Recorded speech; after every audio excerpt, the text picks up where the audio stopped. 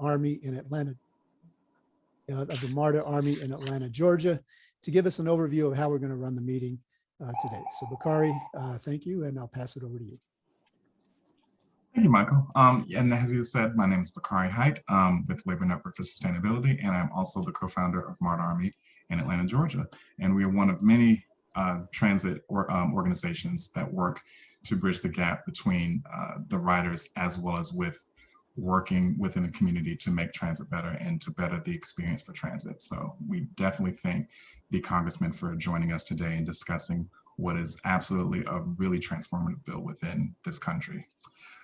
So I will introduce, so essentially how the meeting is going to go is that we're going to give the Congressman some time to discuss the bill, just kind of the ins and outs of how it's going to work and how it's going to be integrated within the fold of transportation. And then we'll turn it over to questions. Some questions we will ask, and then we'll also give you all the chance to ask questions within the chat. So if you have any burning questions, please prompt them so that when we ask for questions, that we can go ahead and bring it to the Congressman's attention. And then now I will go and introduce Sherry Williams. She has been instrumental in organizing all of this. And she also is absolutely instrumental within Atlanta, has worked with many groups such as Labor Network for Sustainability, as well as for Georgia Stand Up. So Sherry, I will give it to you. Thank you, Bakari. It is a pleasure to introduce the 8th Congressman Johnson in his 8th term in the U.S. House of Representatives. Georgia's 4th congressional district, which encompasses parts of DeKalb, Gwinnett, and Newton counties, and all of Rockdale County. Congressman Hank Johnson has distinguished himself as a substantive, effective lawmaker and a leading national progressive force. Named one of the most effective Democrats in Congress by the University of Virginia and the University of Vanderbilt study, Representative Johnson has proven his ability to get things done. A senior member of the House Judiciary Committee, Representative Johnson has introduced and co-sponsored and passed legislation to level the playing field for everyday Americans. His bills that protect consumers and citizens' civil liberties include the FAIR Act and the Stop Militarization Law Enforcement Act, and the Stop Military Law Enforcement Act is part of the historic George Floyd Justice and Policing Act, which was the Congressional Black Caucus's response to police and vigilante violence against African Americans across the country. As a champion for digital inclusion and an open internet, Representative Johnson has pushed to empower low-income and minority communities through digital rights, broadband access, and equality of opportunity online when he was ranking member of the subcommittee on regulatory reform, commercial and antitrust law. In January 2021, Representative Johnson was named as a member of the House Committee on Oversight and Reform, the main investigative committee in the U.S. House of Representatives. In 2019, Representative Johnson was elected by his peers to lead the Judiciary Subcommittee, Courts, Intellectual Property, and the Internet. The subcommittee has jurisdiction over administration of U.S. courts, federal rules of evidence, civil and appellate procedure, judicial ethics, patent, copyright, and trademark law, information technology, and the Internet. In 2017, at the launch of the 115th Congress, Representative Johnson landed a coveted seat on the Transportation and Infrastructure Committee, also known as T&I. As a former member of the House Armed Services Committee, Representative Johnson became a leading national voice for the demilitarization of local law enforcement agencies in 2014 after police donned camouflage technical gear and climbed aboard heavily armored vehicles to confront peaceful protesters in the streets of Ferguson, Missouri, in the aftermath of the shooting death of an unarmed teenager. Hey, Sherry. Yeah, you could go on and on and on and on with that bio. Okay. So let me stop you right there. And, and thank you for that warm introduction. I'm sorry for intruding, but I know your listeners don't want to hear about all of that stuff. They're on here for purposes of equity and the environment, and also my friends on the Amalgamated Transit Union, from that union, and also from the Transit Workers Union on the call, all of the equity stakeholders and environmental justice folks on the call. And I just appreciate the opportunity to be on the call with you all. And so Sherry, thank you for that warm introduction, and for all of the people on this call who raise awareness about important issues that improve our communities. So thank you all so much. For those of you who again have forgotten who I am after that lengthy bio, I'm Hank Johnson, representing Georgia's 4th Congressional District, humble public servant, here to do what's right, what's just, and make a difference for everyday people in this country and across the world. And I'm proud to be with you today to talk about why public transit is an equity issue and legislation that I introduced called the Stronger Communities Through Better Transit Act. So let me start by talking about public transit and the essential and too often unsung role that public transit plays in people's lives and in our communities. Public transit is a lifeline to millions of people who cannot afford or are unable to drive, and it's an essential service connecting people to jobs, healthcare, food, school, and other necessities of life. During the COVID-19 crisis, millions of Americans who do not ride public transit themselves realize that they too are in need of this essential service. According to the Transit Center, a foundation that works to improve public transit in cities across the US, 2.8 million essential workers rely on public transit to get to work. And this includes staff at hospitals, grocery stores, sanitation departments, and excuse me, and many more essential services.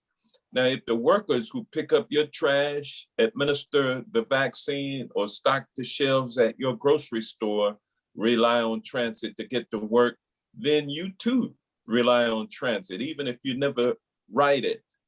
And if that were not enough, public transit is also a popular mode of travel for people who can afford and do drive. This is because it is safe, it's affordable, and more convenient than a long commute in congestion. According to the American Public Transit Association, 60% of transit riders are people of color. While failure to invest in public transit harms us all, it disproportionately impacts communities of color and low-income communities. Public transit is also essential to a thriving business community by bringing customers and the workers who serve them.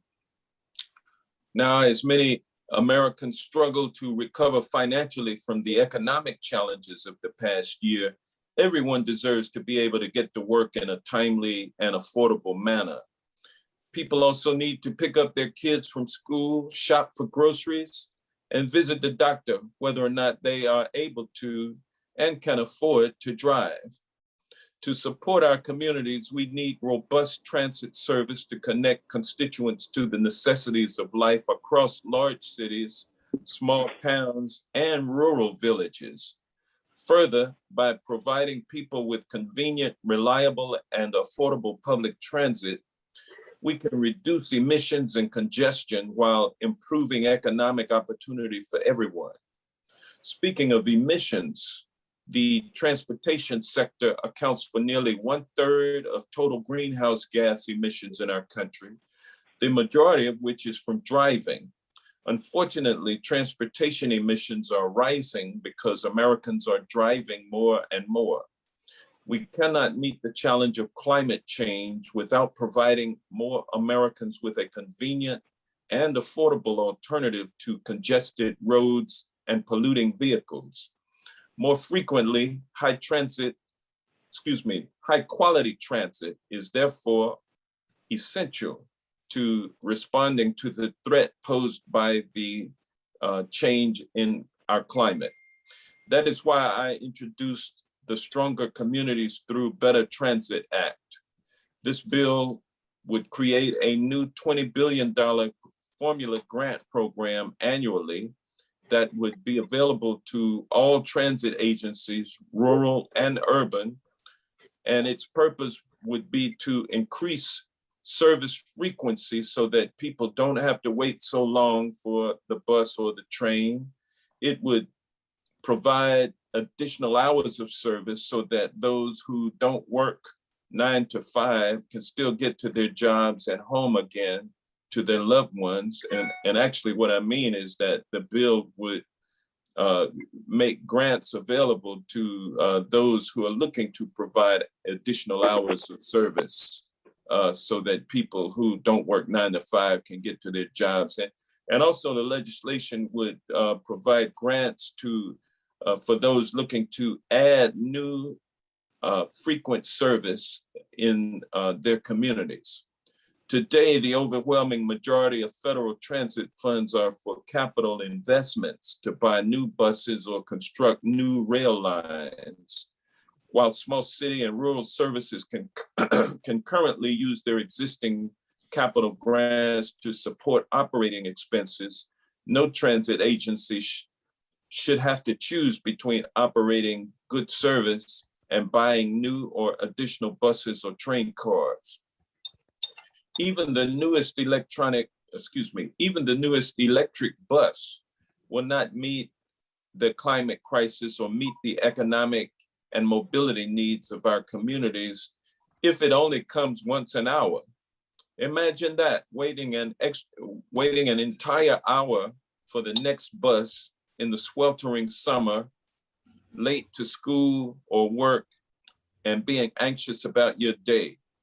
My bill will fund more and more frequent service with a focus on disadvantaged communities and communities of persistent poverty. The funds provided in the bill will be in addition to state, federal, and other sources.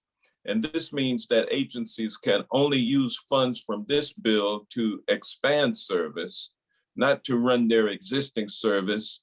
And no state or locality can reduce funding to a transit agency because of this new federal funding. The nonprofit Transit Center found that a $20 billion federal investment in transit operations could mean a 40% gain in service for the Atlanta region.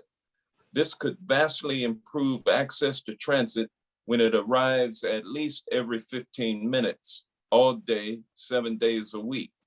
In some parts of the city, that would increase the number of jobs reachable within 30 minutes on transit by a factor of 8. Think about that. More jobs due to greater transit creates a compounding impact and greater opportunities all around. The Transit Center went on to say that such a federal program could yield similar benefits across the country and help lower income families by also reducing racial inequality and greenhouse gases.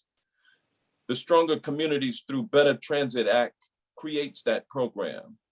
And we have a long way to go before this bill becomes law. This week, I joined by colleagues on the House Transportation and Infrastructure Committee to improve the INVEST Act, a 5-year surface transportation bill that provides a significant boost in transit funding while also making smart investments in roads and passenger rail. The INVEST Act responds to the climate crisis and will repair our roads, bridges, and transit systems, improve safety, and make significant new investments in transit. Though the bill includes provisions to incentivize agencies to expand service, it does not include a dedicated federal transit operating program. And I'm hopeful that my bill can be incorporated into a final package before it becomes law. So as I close, I'd like to ask for your help. My bill represents a significant change in how the federal government invests in public transit. We need all the support we can get to overcome decades of the status quo and push this bill over the line. So I want to thank you for your time. I want to thank you in advance for your support, and I look forward to answering your questions. Thank you so much, Congressman. That's definitely a wonderful voice that we need to hear in Congress. And I wanted to touch on a couple of things that you mentioned about increasing the service frequencies and how it benefits everyone. And that's something that a lot of people don't realize. And Sherry and I were actually discussing that on Wednesday through Martyr Army's book club, which we're reviewing the book Human Transit by Tread Walker. And something I didn't even know is that the bus stop outside of Cumberland Mall, which is a mall here in suburban Atlanta in Cobb County, was set up for service workers to get to the mall, to the service jobs, because it was too expensive to drive. And I think that's one thing that's really slept on, is that a lot of people don't realize that it does benefit everyone, because if those service workers can't get to their jobs in the same way that most of these places can't hire people because the wages are too low, then that really stops everything. It stops the whole chain of command for every service that is reachable by this. And I noticed that we have a lot of our friends here from Detroit. Joe Batterman says that this will be a game changer in Detroit, as a lot of their routes are hourly. And we also have our friends from Philadelphia here, who we've been working on many campaigns to shine lights on the buses and how they don't come as often as they would, and especially in a lot of these neighborhoods of color. So this is really a wonderful introduction to Congress, and definitely a game changer. Nothing to this magnitude has ever happened. But you've answered a lot of the questions that we were going to address. And if you want to ask questions for the Congressman, please drop them in the chat now. We'll move on to that portion of the talk now. But you've mentioned the purpose of the legislation and the problems that the bill will address. What's the current status of the bill, and what's the process for it moving forward? Well, thank you for that question, Bakari. The bill is assigned to the House Transportation Committee, and as a senior member of the committee, I'm working closely with Chairman DeFazio to ensure a final transportation reauthorization law includes public transit operating funding. Yesterday, after 19 hours, I joined my colleagues on the committee to approve the Invest in America Act, the House's 5-year surface transportation reauthorization proposal. And this bill makes meaningful change in transportation policy to respond, as I said, to the climate and equity crisis by investing in safer streets, passenger rail, and public transit. While the new funding for public transit in the bill attempts to incentivize better service, my proposal would go even further by creating a new program dedicated only to improving service. And there is a long way to go before the bill becomes law this year. And I'm hopeful that we can include my bill in that legislation. My bill actually complements the Invest Act and the President's American Jobs Plan. You can see where President Biden in his American Jobs Plan and his American Families Plan looks holistically about life in America. And so when it comes to the transportation part of those bills of those plans, we can see things like the recognition of the fact that we're all in the same boat together, or we're actually in the same bus together. even though some of us may not be on it, but if those of us who can't get, if those who can't get to work by any means other than being on the bus miss work, then it's going to affect everybody. And so this kind of holistic thinking that is a part of the new Biden administration Build Back Better plan is consistent with the aspirations of this legislation. And it's really only costing $80 billion. I mean, that's a lot of money, but the effect of it will be much greater, and it'll generate more than enough money to really essentially pay for itself. So we can't lose by investing in America and investing in Americans. And it's just so many angles that this bill is able to address.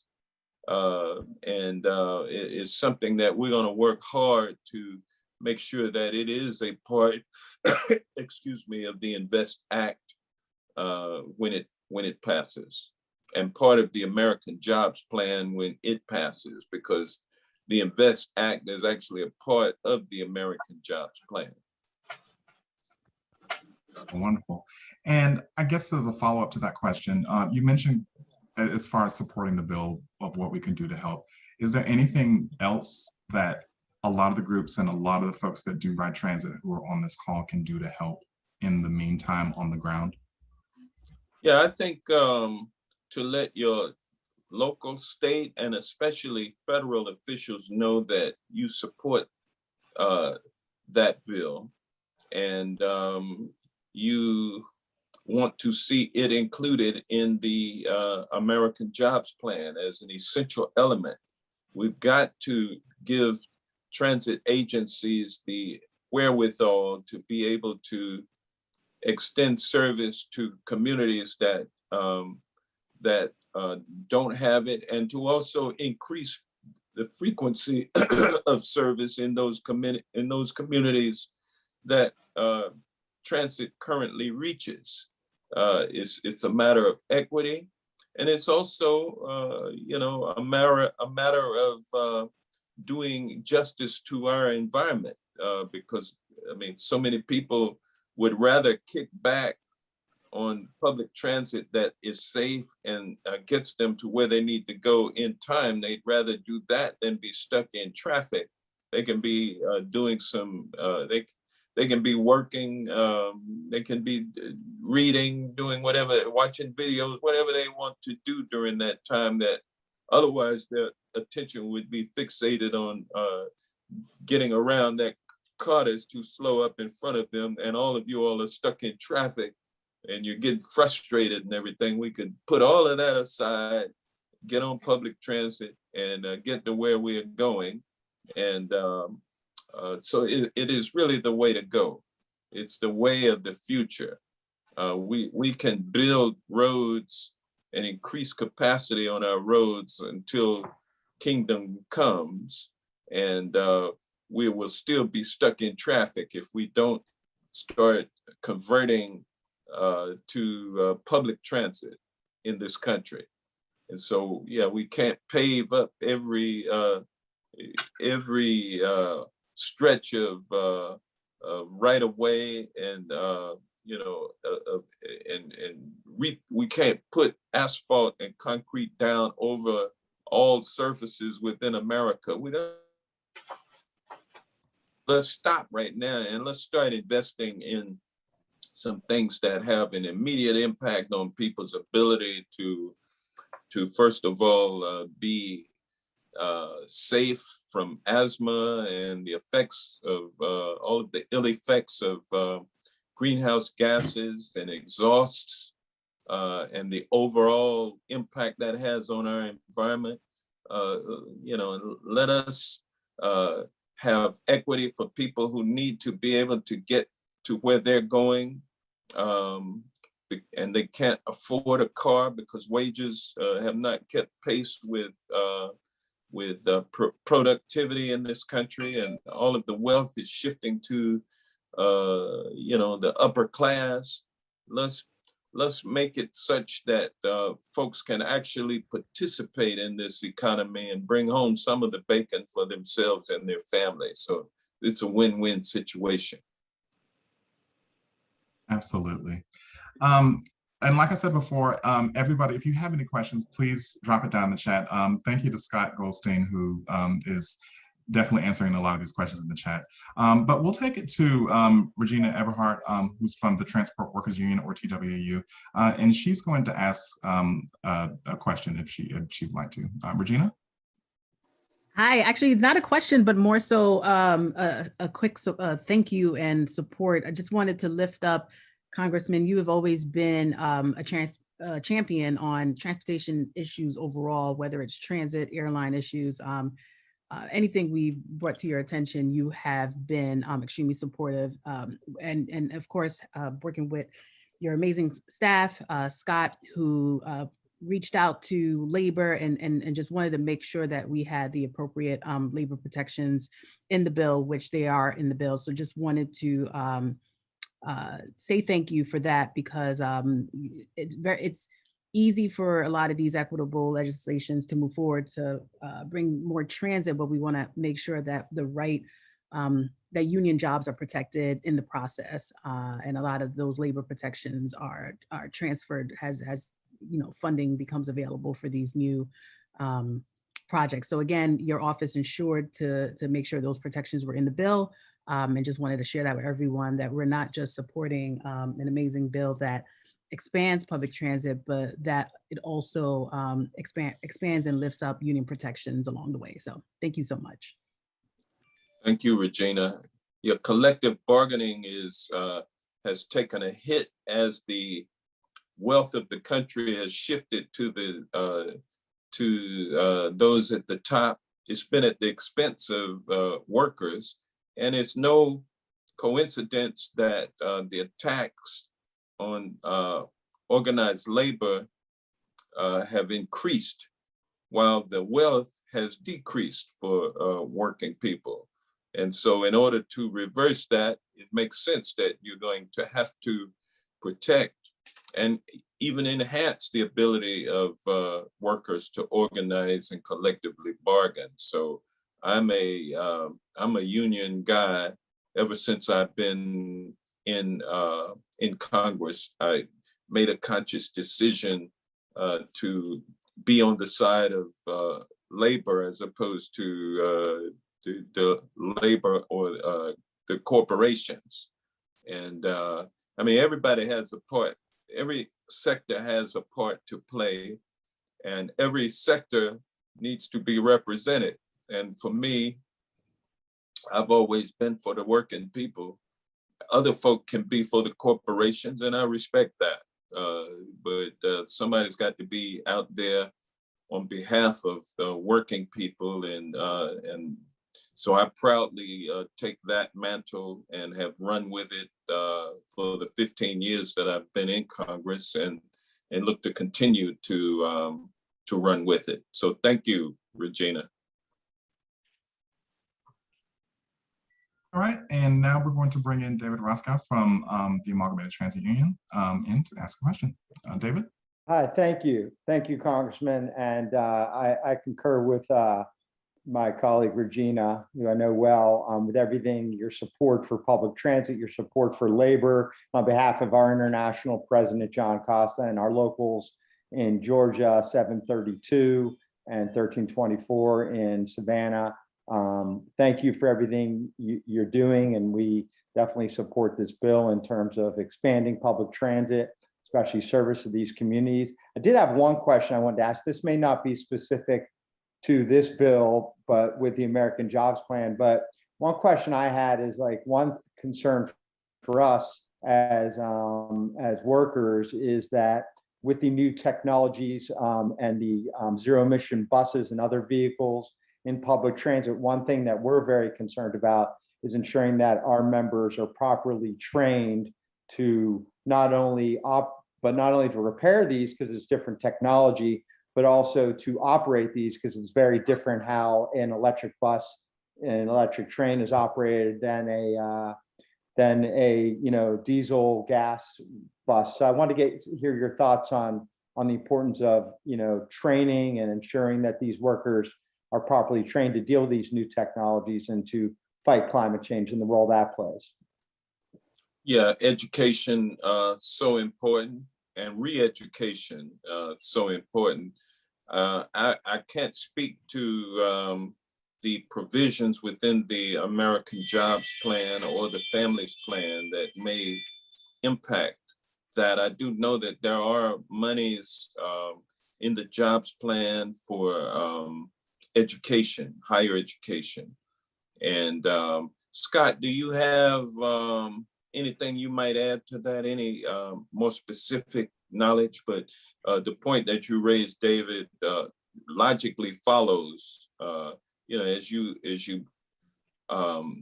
As you rebuild better, build back better with new technology, it stands to reason that you're going to have some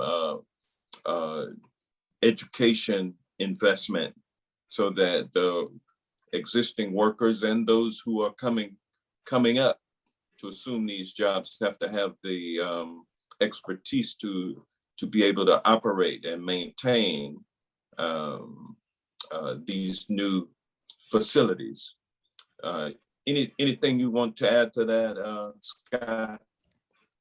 No, I think you said it very well, Congressman. There's language throughout the Jobs Plan and the Invest Act that seeks to make sure that the workforce is prepared to maintain this new technology like electric buses and operate it going forward, and preserve the workforce. And as I pointed out in the chat, your bill is a direct investment in the workforce because it's the workers who operate the service.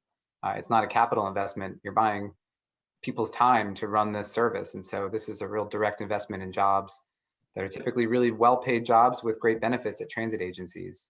But David, we can follow up with you and talk more about the specific training issues that you're looking at and see how we can maybe help lift them up. That'd be great. Thank you again, Congressman, for all your support, because as you said, like a lot of these bills end up more on capital expenditures, and we love to see this operating expenditure because service and the communities of color and less lower income communities need this service because they depend on it. So I really appreciate that, and we do. Thank you. It's actually part of the investment in people. So infrastructure includes that intangible, that human element, workers, and their ability to actually get the job done. So it's like a new day in Washington, D.C., a fresh new way of looking at rebuilding America, including rebuilding its people. Absolutely. Thank you again. Thank you. And now we have Shirley Hamilton from the National Association for the Advancement of Colored People, or the NAACP. Shirley, go ahead. Thank you, Congressman. I wanted to share something with you that I found out the other day. I am president of the Niagara Falls branch of the NAACP, which is located in Niagara Falls, New York. Niagara Falls, New York is one of the poorest areas in New York State. We have the largest African-American population in the city of Niagara Falls. We have a lot of injustice issues with the police, but it's not just that, it's the systematic injustice for the judicial system. I was speaking with a judicial candidate the other day, and he informed me, he said, Shirley, he said, a lot of African Americans don't serve on the jury. And he said, and a lot of it is because of transportation issues. He said, my clients, they plead guilty because of the fact that they don't see a jury of their peers, and they think that they're going to be found guilty anyway. Niagara Falls is run by the NFTA, the Niagara Transportation Authority, and they run the bus system in Buffalo, Niagara Falls, Lockport, all of Niagara County and all of Erie County. They removed the direct bus from the city of Niagara Falls to Lockport, New York. Lockport, New York is our county judges, courts, and everything there. They removed that so that now, in order to get a bus to Lockport, which is approximately 30 minutes away, by bus, it was 45 minutes. You have to go to Buffalo and then go to Lockport, which makes a 30 to 40-minute drive, a 2-hour transportation ride. Buses don't run on time when it comes to being there on court on time and getting out, which means you have to leave at like 5 o'clock in the morning in order to make court at 8 or 9 o'clock.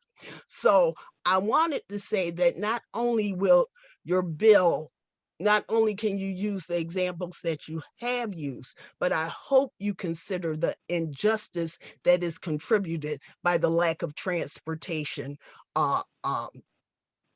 and direct routes in your fight. Thank you. Well, thank you for that perspective. And when you mentioned Niagara Falls, it brought to my mind, I know that there had been some movement in the civil rights arena that took place in Niagara Falls. And so the Niagara movement.